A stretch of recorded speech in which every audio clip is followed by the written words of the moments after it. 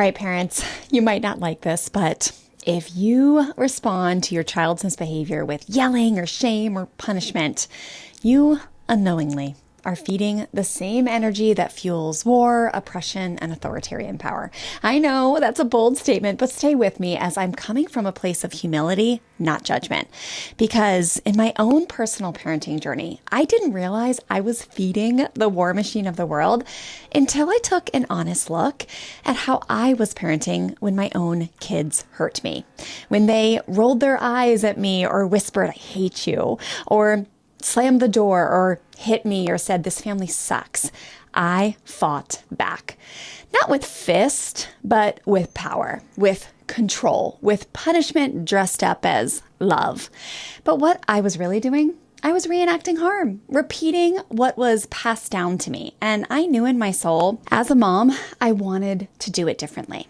By the way, before we go any further, if you want to learn more about connection-based, firm, and kind parenting strategies and how to use compassionate discipline instead of punishment, be sure to hit the subscribe button to our channel. We drop fresh educational content weekly to help you raise strong, emotionally intelligent kids without fear-based control.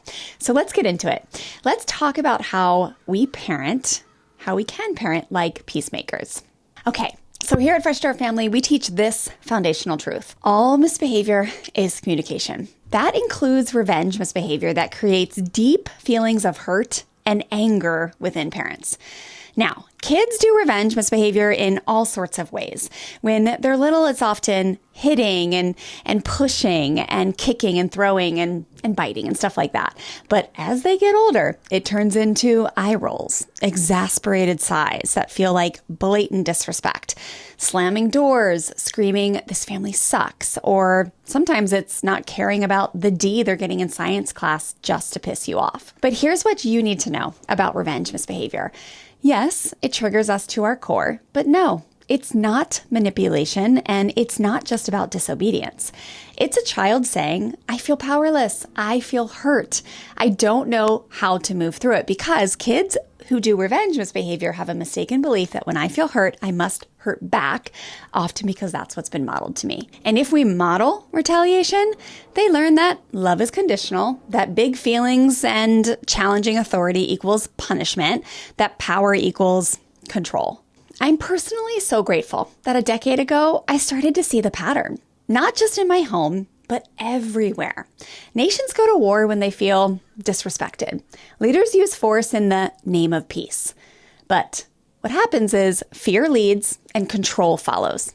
Just like bombs don't create lasting peace, I want you to hear me loud and clear, parents. Punishment doesn't create long-term learning.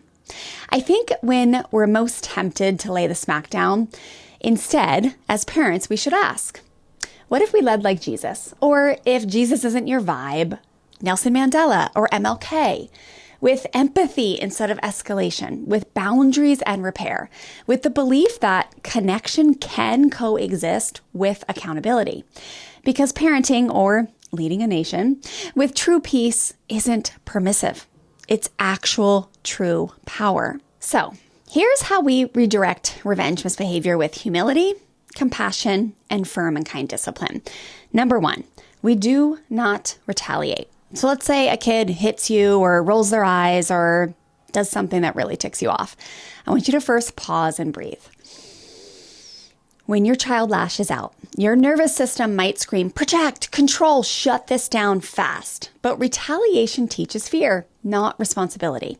Choose to hold space instead. Be the calm anchor. Number two, if you're in public, I want you to relocate. I call this the fishbowl effect. But here's the deal. The goal isn't to discipline for others to see. Create a safe, private space where both of you and your children can regulate. Whisper, "We're stepping outside to reset. I'm with you." That creates connection. Number three, I want you to affirm their goodness. Once emotions have settled, I want you to circle back and say something like, "Look, you're not a mean kid. You were just hurting in the moment. That's not who you are." This rewires their inner belief system and reminds them that behavior does not define worth.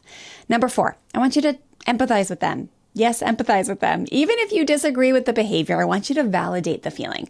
It makes sense you were so mad that I said no to the iPad. That probably felt unfair or frustrating. Empathy is not approval. It's just connection. Number 5, I want you to rebuild the bridge. Repair doesn't mean rewarding misbehavior. It means reestablishing relationship. Offer some type of reconnection ritual. Maybe you draw together, play cards, go for a drive, get frozen yogurt. Healing happens in the moments between the moments.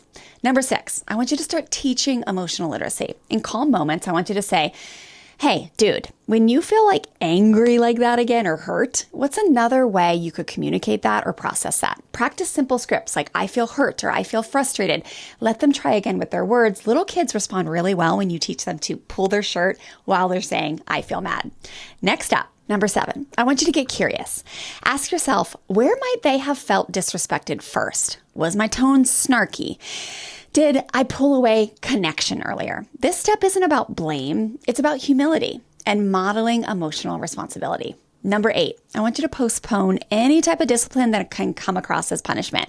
If you're heated, delay the teaching moment. Say, we'll talk more after we both reset. Clear, calm follow-up builds trust and supports real growth, not just compliance. Number 9, I want you to, most importantly, model self-regulation and repair. You can say things like, look, I lost my patience earlier, and I'm sorry. That's not how I want to treat you, and you don't deserve that. Owning our part shows kids what healthy power looks like. You're teaching by example every time you repair. This is how we teach. This is how we lead. This is how we parent in a way that rewrites everything for our family legacy and lineages. So choosing not to parent with authoritarian tactics in your home, that is peaceful protest at its finest. That's a refusal to pass down the violence and power over model that so many of us inherited and were quite frankly just handed like the heirloom that none of us really wanted. That's a stand for something better. Just remember, if you're still punishing misbehavior, you're not broken. Your kids are not broken. You're just in the middle of breaking painful generational cycles, and you're figuring out how to do that. That's why I'm here to help you. You are the lighthouse, the peacemaker, the cycle breaker who says the war ends here, and peace in your home, peace in the world, it actually begins with you. So, would you love to learn how to stop reacting and start restoring the relationship with your kiddo so you can actually teach from a place of firm, kind, connection-based leadership?